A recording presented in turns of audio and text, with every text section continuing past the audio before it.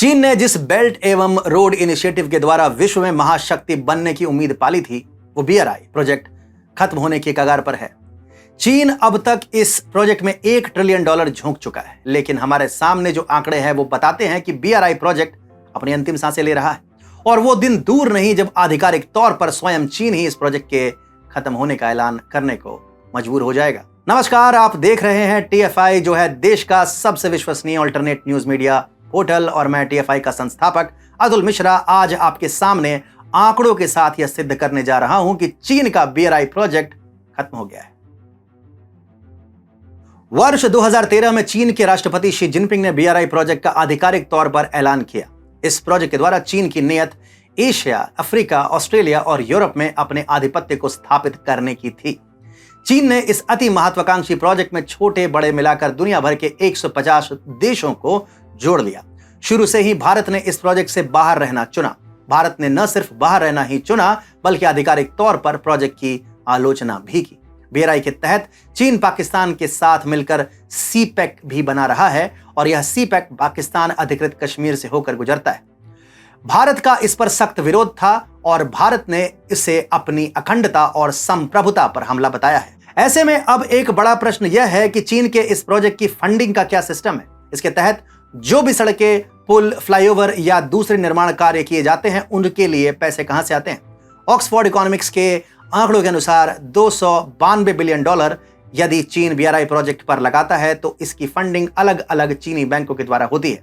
अपनी स्क्रीन पर आ रहे इस पाई चार्ट को देखिए। इसके अनुसार $150 बिलियन चीन की 4 बड़ी सरकारी कमर्शियल बैंकें देती हैं। 110 करोड़ चाइना डेवलपमेंट बैंक देती है, 24 crore export import bank of China देती है, 4 करोड़ सिल्क रोड फंड से आता है, 2 crore Asia infrastructure investment bank से और 2 करोड़ न्यू डेवलपमेंट बैंक से आता है।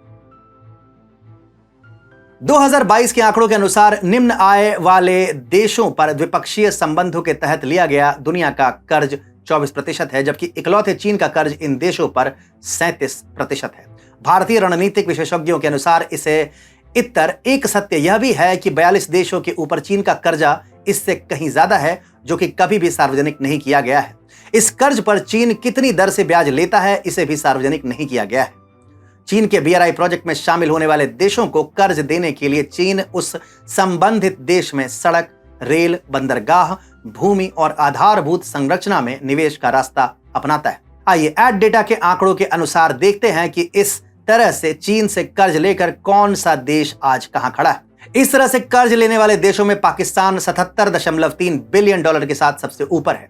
इसके बाद अंगोला पर $36.3 बिलियन का कर्ज, इथियोपिया पर $7.9 बिलियन का कर्ज, केन्या पर $7.4 बिलियन का कर्ज और श्रीलंका पर $7 बिलियन का कर्ज है। मालदीव के वित्त मंत्रालय के आंकड़ों के अनुसार मालदीव पर वर्ष 2022 की पहली तिमाही तक चीन का कर्ज बढ़कर $6.39 बिलियन हो चुका है। यह मालदीव की GDP का 113% है।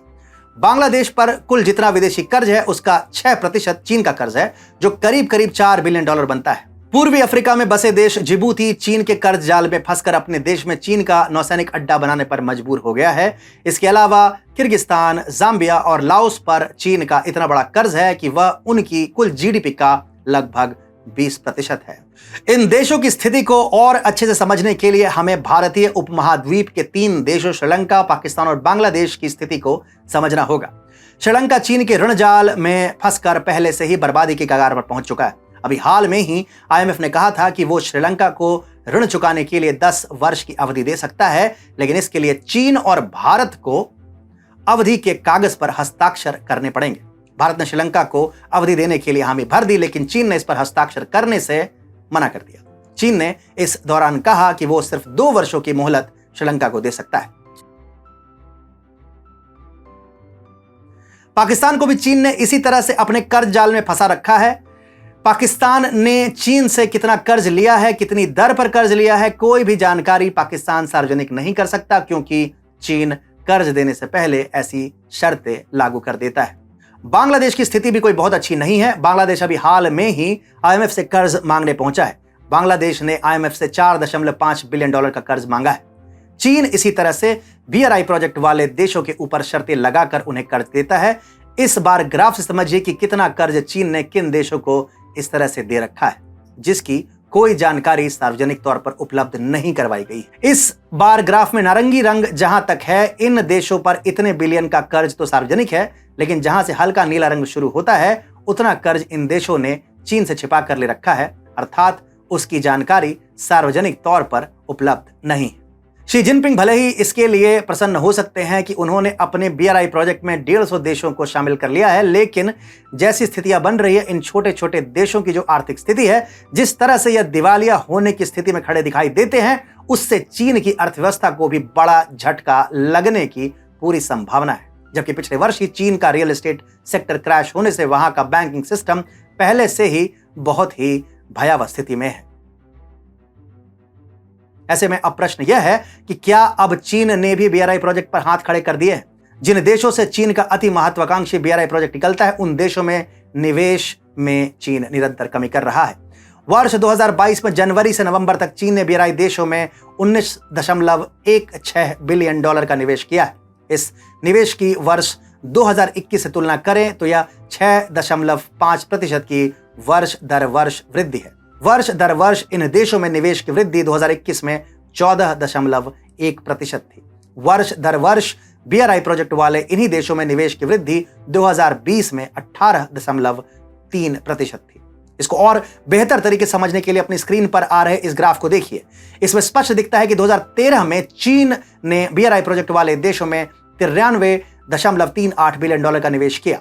इसके बाद थोड़े बहुत अंतर के साथ यह निवेश आने वाले वर्षों में बढ़ता ही गया, लेकिन अब आप वर्ष 2019 का आंकड़ा देखिए। यहां चीन ने 103.55 बिलियन का निवेश किया है, जबकि 2020 में केवल 60.5 बिलियन का निवेश किया है। 2021 में यह निवेश और भी कम हो गया है, जो कि 59.5 बिलियन पर आ गया।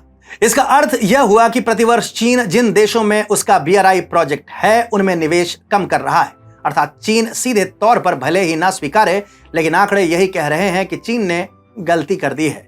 जिन देशों ने चीन से तमाम कर्ज ले रखा था, कोरोना वायरस महामारी के बाद उन देशों की आंखें खुली और उन्हें समझ आया कि वो तो चीन के कर्ज जाल में बुरी तरह से फंस चुके हैं। इसके बाद ही इन देशों ने कर्ज में छूट की, उसकी शर्तें दोबारा तय करने की कोशिशें शुरू की। ऐसा नहीं है कि चीन ने सिर्फ BRI प्रोजेक्ट वाले देशों में निवेश कम किया है, बल्कि चीन ने BRI प्रोजेक्ट्स को लेकर डील साइज में भी कमी कर दी है। 2015 की तुलना में वित्त वर्ष 2022 में डील साइज 21% छोटा है। निवेश के कम होने और डील साइज के छोटे होने से निर्माण कार्यों पर सीधा प्रभाव पड़ा है। ऐसे में चीन के लिए शी जिनपिंग के इस अति महत्वाकांक्षी प्रोजेक्ट को और आगे ले जाना मुश्किल जान पड़ता है। BRI प्रोजेक्ट वाले देश जहां चीन के रणजाल की कूटनीति को एक तरफ समझ चुके हैं, वहीं दूसरी तरफ इन देशों की जनता भी इस प्रोजेक्ट के विरोध में खड़ी हो गई है।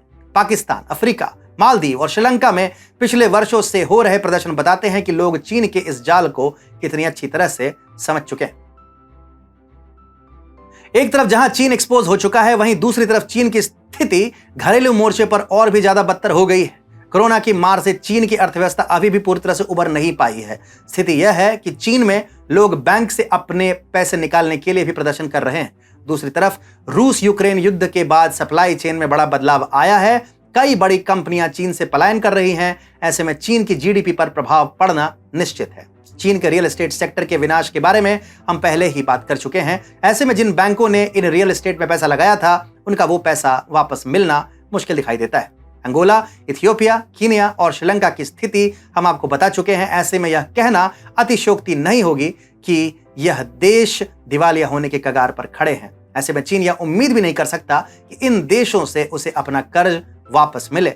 जो दिवालिया हो गया है, वो क्या ही पैसे वापस लौटाएगा। ऐसे में चीन के BRI प्रोजेक्ट का डूबना ही नियति है। जिस तरह की परिस्थितियां बन रही हैं, उसमें और कुछ भी उम्मीद करना दिवा स्वप्न होगा।